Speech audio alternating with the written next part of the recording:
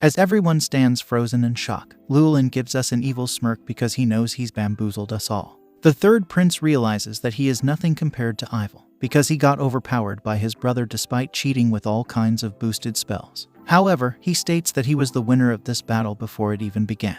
Now, the elder magicians start talking amongst themselves, and they believe that Namiel should not have been able to deceive them, considering he is not at their level. However, Llewellyn knows this is all a fraudulent play to trick everyone into thinking that a fair evaluation is being given. Soon enough, Vafilos is handed over the honors and he is to make the final decision. We all know what this means, because he has been assisting Llewellyn right from the start. The Archmage begins his deceptive speech and acknowledges that he has been experimenting with dark magic.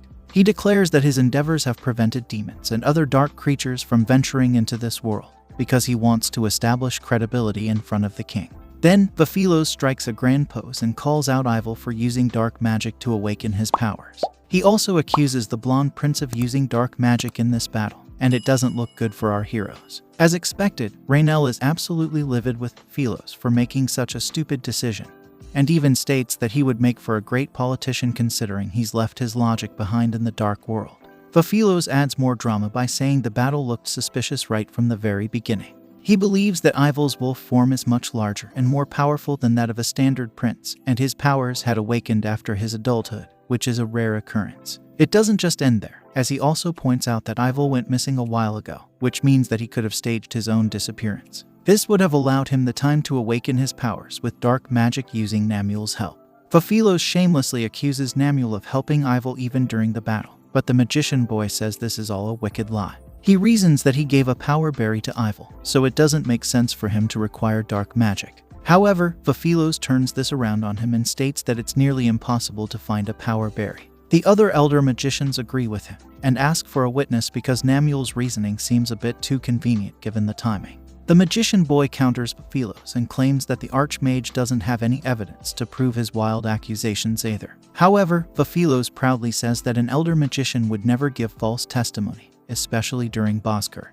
Namiel starts to panic because all his arguments are being used against him, so he only has one final choice. He jumps into the battle ring and kneels before the king, much to the surprise of both Windsor and Nadia. Namiel swears his life on Ivel's innocence, and requests the king to summon the chief imperial magician to reveal the truth of the matter. Windsor gets inspired and joins Namiel, along with Raynell. He naturally asks the king to take his life first, but hilariously requests him to keep the crow girl safe because she is cherished by Ivel. Seeing his friends risking their lives for him makes Ivel feel bad about not being able to predict Llewellyn's cowardly tactics. However, Vafilos remains arrogant and mocks our heroes by saying they will never be lucky enough to see the chief imperial magician. Things are not looking good for the blonde prince, but then the king sneakily calls upon the chief imperial magician, whose name is revealed to be Mirrodin. Now, we are treated to yet another twist as the suspicious old maid sitting next to Nadia gets up and answers the king.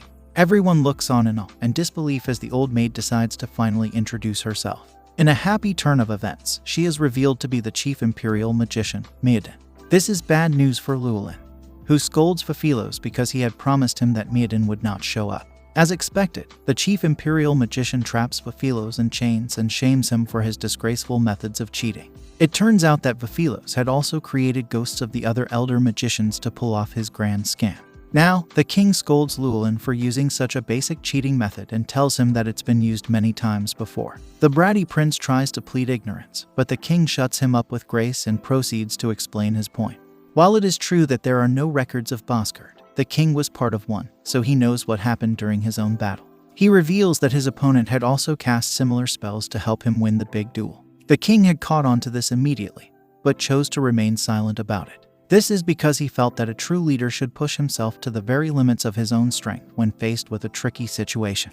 The king believes that the use of magic in battle is a cowardly act, and berates Llewellyn for not even having any loyal followers, unlike Ivel. He points out that the third prince would actually have been better off if he had kept Wilhelm by his side, because of his wit and intelligence. Wilhelm feels honored to hear this, but also expresses his humility because he doesn't know what he would have done if he was on Llewellyn's side. Even so, the king knows that Wilhelm wouldn't have let the third prince act so brainlessly, but Wilhelm states it's better to forget about what might have happened. Instead, everyone should focus on the future, so the king ridicules Llewellyn once more for using trickery to win his battle. He raises his hand and is about to end Bosgard, but then we see Vafilos trying one last trick by using his dark magic. Suddenly, the third prince transforms into a demon wolf and shouts at his own father. He is not ready to have his evil dreams taken away from him, so he says that he will get rid of all the imperial family members, till he's the last one standing. Llewellyn forgets all sense of logic and attacks the king in his demon form, so Mirrodin goes to help him with his magical powers. However, Vafilos states that Boskard has still not been officially ended, so nobody can get in between the imperial family members because it might lead to controversy later on. The Archmage goes on to summon his dark magic, which keeps Windsor, Namuel, and Ivel restrained as well. It's a simple case of rotten luck as Ivel calls out to his father, who is about to get attacked by his own son. The Wolf Prince feels helpless because of his injury and curses himself for not being able to save the king. However, the twists keep coming and the crowd goes wild as our very own Rhaenel comes to the rescue and blocks Llewellyn's attack, much to our relief. This angers the bratty prince and he keeps thinking about ripping everyone to shreds in the middle of this chaotic sequence. It prompts him to go one step even further, and he awakens his ultimate dark powers so that he can finally fulfill his true desires. Technically, this is supposed to be a serious scene, but our hero always likes to add some hilarious drama regardless of the stakes. She states that she has just saved her father-in-law from her supposed brother-in-law, which is a pretty big deal for her. Rhaenel also comments that Llewellyn is turning over to the dark side only now, whereas she had believed he had already done this during puberty. Of course, Mirrodin is not in the mood for jokes, so she demands to know what Vafilos did to Llewellyn in order to trigger such rage. The Archmage takes this as a chance to brag about his dark magic, but he reveals that he didn't really have to do much for Llewellyn. He had simply awakened what was already lying dormant inside the third prince for all these years. This means that the true source of darkness was none other than the useless Llewellyn himself. Now, Vafilos realizes that he's used up too much of his power, so he makes an escape because he is actually using a temporary body. Mirrodin rushes to the king to help him, and he thanks the Crow Girl for saving his life. Mirrodin apologizes for not being able to stop Vafilos and also admits to not knowing much about the dark shadows that are still fighting our heroes. The king seems to be fine with everything that is currently happening because he had somewhat anticipated this, but Windsor and Namuel are not looking as comfortable against the dark shadows. The Night Boy is confused as to why these shadows are still here despite Vafilos vanishing, so Namuel explains that they are feeding off the mana in Llewellyn's body. The only way to stop this madness is to knock out the third prince, but that's easier said than done. Mirrodin asks the king if he still wants to see how the battle plays out, and he says that it'll be interesting to observe how Ivel handles this situation.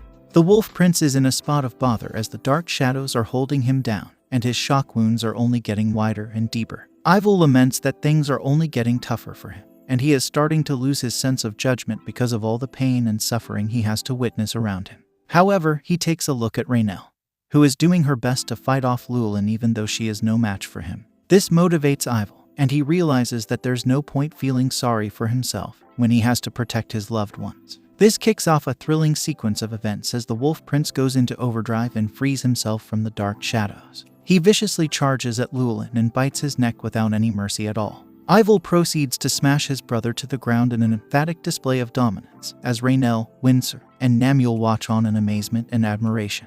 With such a brutal demonstration ending the battle, the king is confident that he can safely choose his successor without any doubt in his heart. He proceeds to declare Ivel as the winner of Boskard, and the Wolf Prince lets out a victorious roar with the pathetic Llewellyn incapacitated and unable to react. Loud cheers echo all over the kingdom, because the right decision has definitely been made. It finally puts an end to all the tension that was on everyone's minds leading into Boskard, and now with Ivel chosen as the new king, peace has been restored to the imperial palace. Of course, all the elder magicians who had gone into hiding during Boskard are now feeling guilty about letting Vafilos operate without any kind of supervision. They start tracking him down as a means to make up for their past mistakes, and then we see Llewellyn, who has been chained up inside a prison cell like he rightfully deserves. The third prince's fate is still uncertain, so he has to wait till a decision is made on a punishment that should fit the nature of his crimes. However, there is still some cause for concern, because the reason for this delay in judgment is that Ivel needs to give it. Unfortunately, the injuries he sustained from Boskard have kept him bandaged and unconscious for a while. This makes Rhaenel upset, and she is seen resting on Nadia's lap as she tries to reassure the Crow Girl that all will be well. She explains that the priests have already healed Ivel, and Mirrodin is looking after him as well, so it's only a matter of time before he wakes up. We even see the chief imperial magician with Namuel and Windsor as they check up on Ivel. However, his hands show some kind of evil mark, which means that he could be cursed by the same dark magic as Llewellyn was. What's going to happen to Ivel? Will he also give in to the dark side and create problems for the kingdom he so dearly fought to protect? Like, share, and subscribe to find out what happens in the next video. I'll see you soon.